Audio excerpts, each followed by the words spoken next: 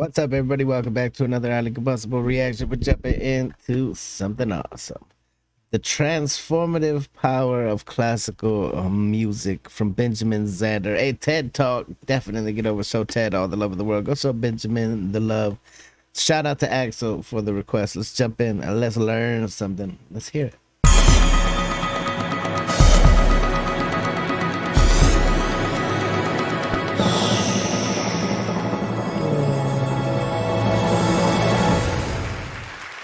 Probably a lot of you know the story of the two salesmen who went down to Africa in the 1900s. They were sent down to find if there was any opportunity for selling shoes. And they wrote telegrams back to Manchester. And one of them wrote, "Situation hopeless, stop, they don't wear shoes." And the other one wrote, "Glorious opportunity, they don't have any shoes yet."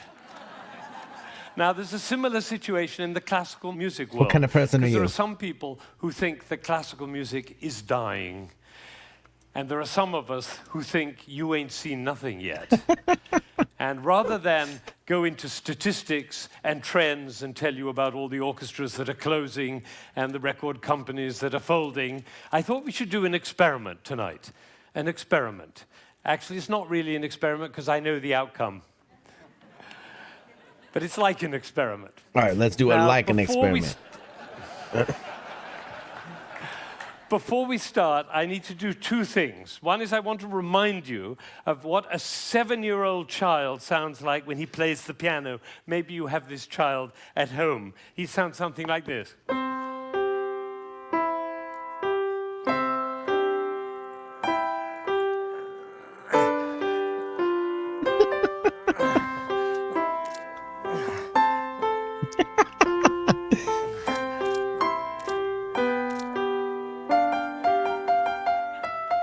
I see some of you recognize this child. Now, if he practices Some of you for have a that year child. and takes lessons, he's now 8 and he sounds like this. And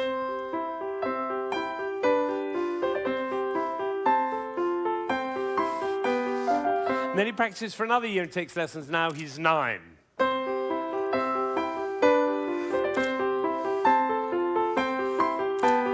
And then he practices for another year and takes lessons. Now he's 10.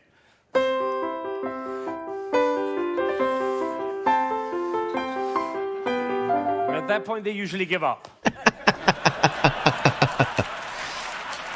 Now, if you'd waited for one more year, you would have heard this.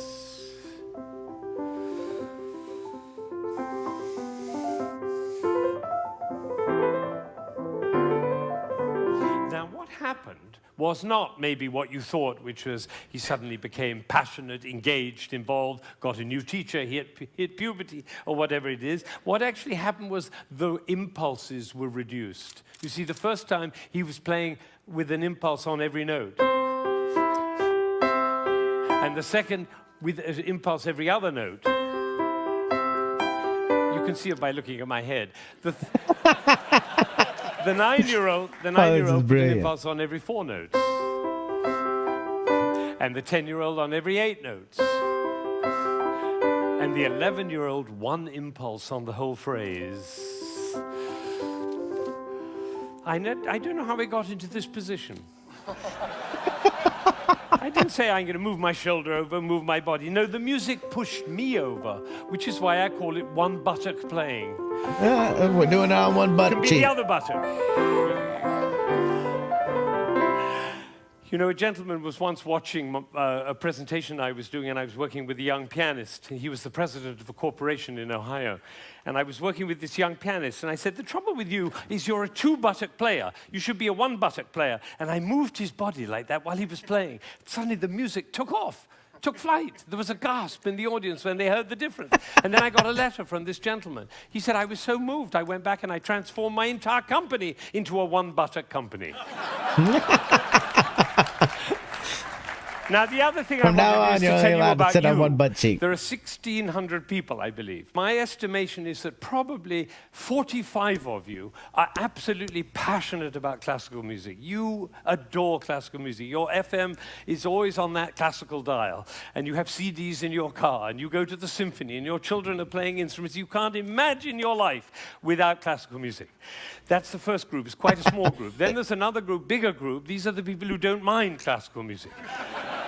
You know, you come home from a lot. I didn't understand classical music until we actually started doing the channel. Now you guys have introduced me to so many mind-expanding types of music. Long day, and you take a glass of wine, and you put your feet up. A little Vivaldi in the background doesn't do any harm. Right?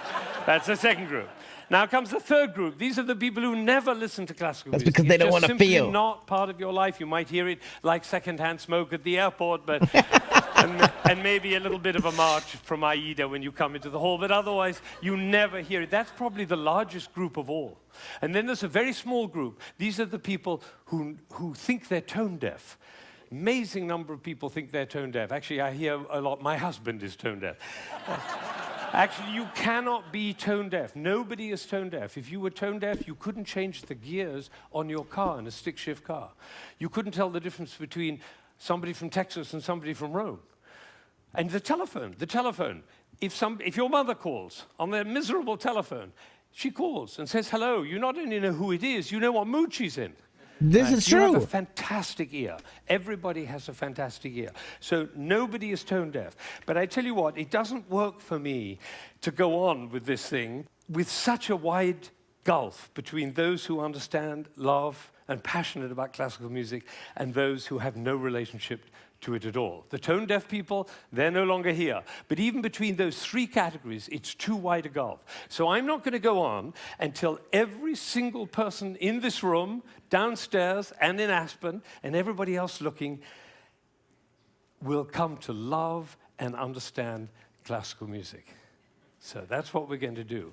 Now, you notice that there is not the slightest doubt in my mind that this is going to work, if you look at my face, right? It's one of the characteristics of a leader that he not doubt for one moment the capacity of the people he's leading to realize whatever he's dreaming. Imagine if Martin Luther King had said, "I have a dream." Of course, I'm not sure they'll be up to it. Very good point. All right, so I'm going to take a piece of Chopin. This is a beautiful prelude by Chopin. Some of you will know it.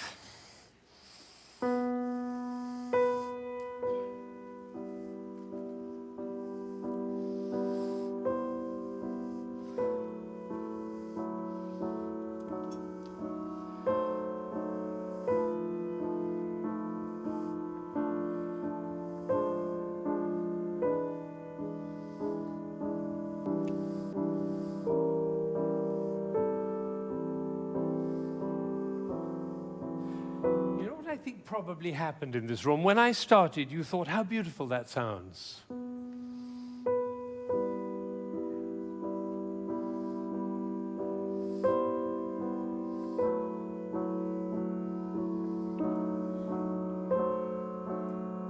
I don't think we should go to the same place for our summer holidays next year.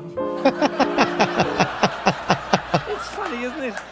It's funny how those thoughts kind of waft into your head when listening to classical music. And of course, if the piece is long and you've had a long day, you might actually drift off. And then your companion will dig you in the ribs and say, "Wake up, it's culture!" And then you feel even worse. But has it ever occurred to you that the reason you feel sleepy in classical music is not because of you, but because of us?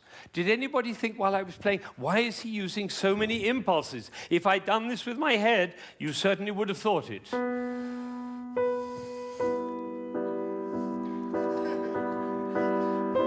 for the rest of your life, every time you hear classical music, you'll always be able to know if you hear those impulses. So let's see what's really going on. We just learned something. We have a B. This is a B. The next note is a C. And the job of the C is to make the B sad. And it does, doesn't it? Composers know that. If they want sad music, they just play those two notes. basically it's just a B with 4 sads.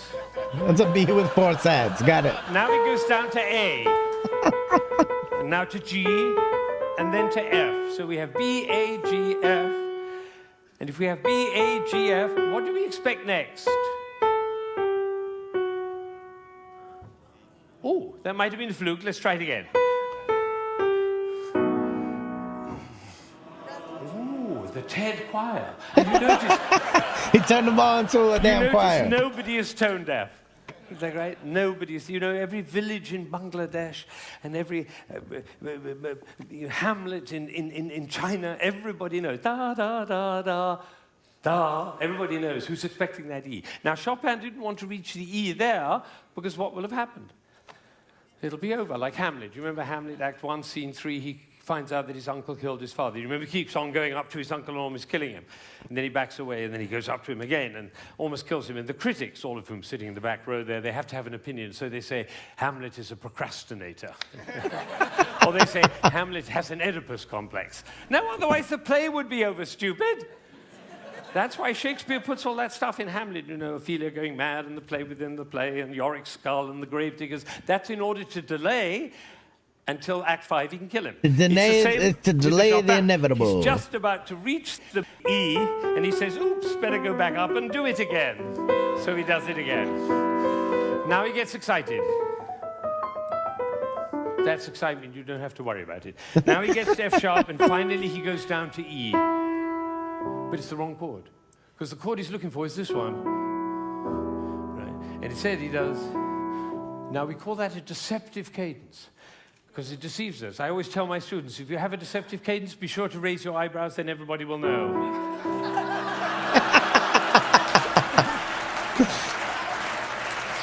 All right.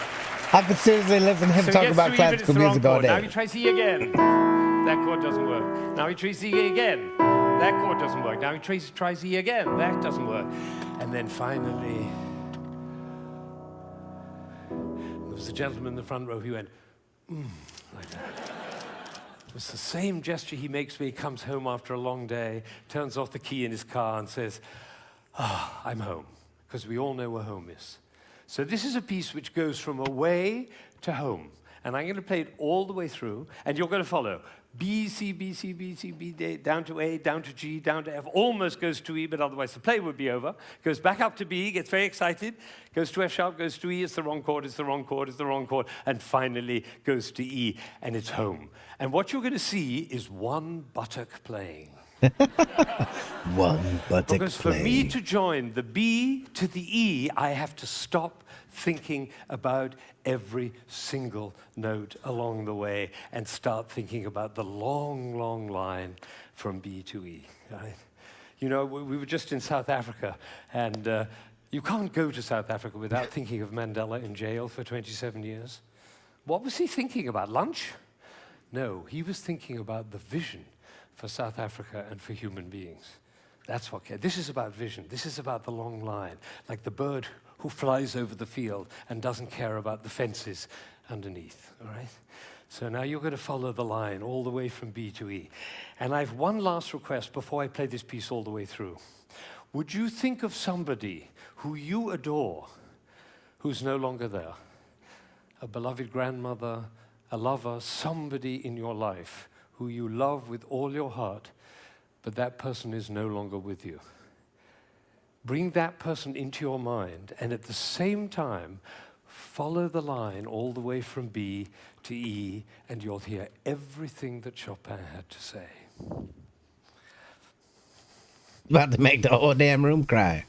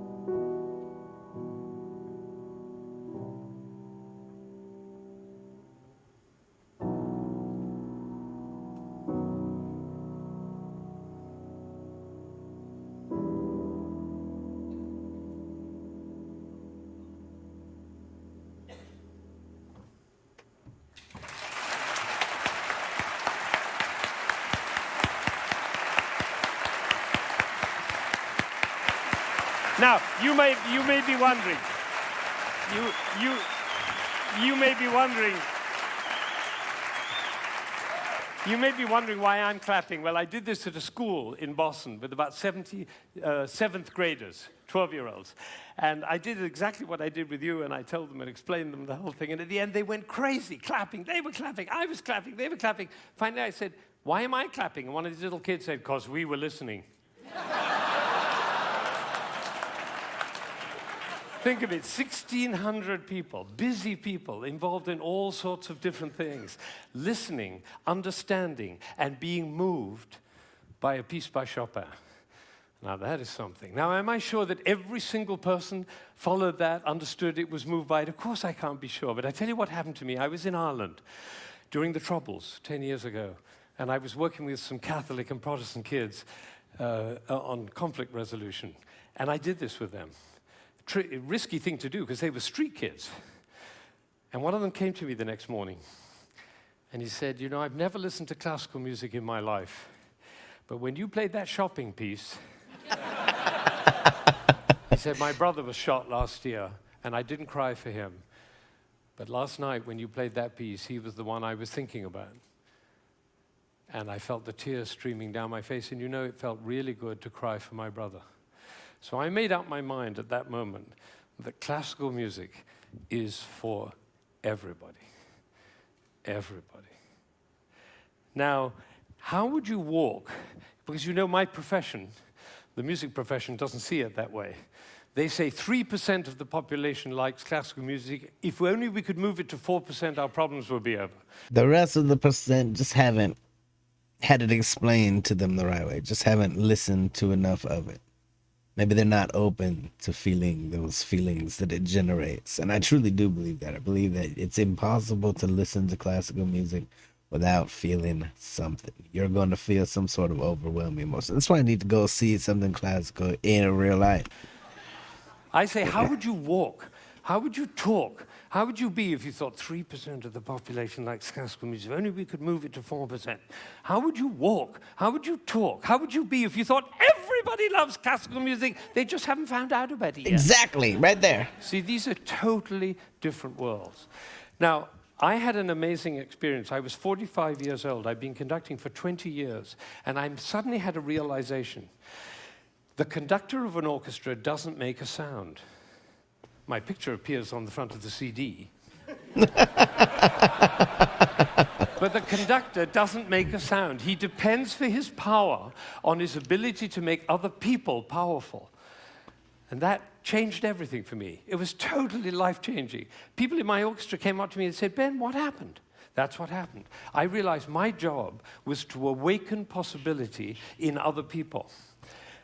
And of course, I wanted to know whether I was doing that. And you know how you find out? You look at their eyes. If their eyes are shining, you know you're doing it.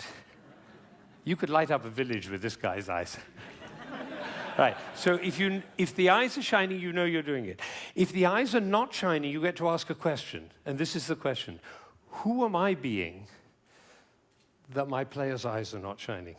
We can do that with our children too. Who am I being that my children's eyes are not shining? That's a totally different world. Now, we're all about to end this magical on the mountain week, and we're going back into the world.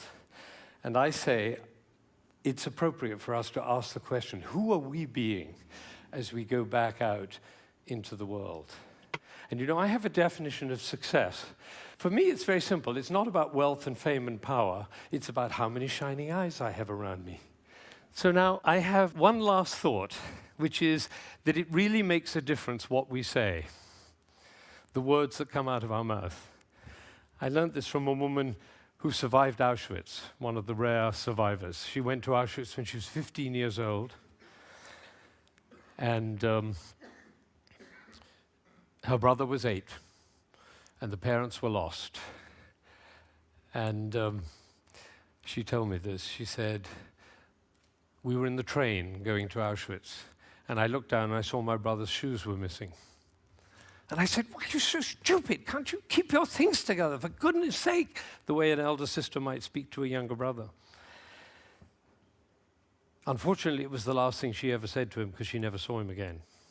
He did not survive. And so when she came out of Auschwitz, she made a vow. She told me this. She said, I walked out of Auschwitz into life, and I made a vow, and the vow was, I will never say anything that couldn't stand as the last thing I ever say. Now, can we do that? No, and we'll make ourselves wrong and others wrong. But it is a possibility to live into. Thank you.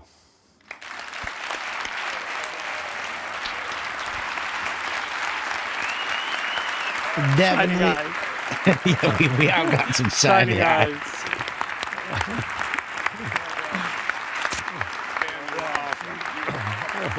Thank you.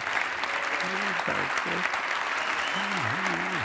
That was the best classical music talk that I've ever sat through 100% of my life. Definitely get over show Ted all the love in the world. Go show Benjamin Zander the love. I'm telling you, if you haven't given it a chance to listen to some classical music, take a moment. Let the thoughts run through your head. Turn it on, turn it up loud, and just let it vibrate through your body. I promise you, you're going to have a whole new outlook on it. Smash the like button if you liked it, the dislike button, but I won't believe you. Tell the next one, I'm highly combustible. You guys be happy, healthy, safe. Love you to the moon and back. Peace.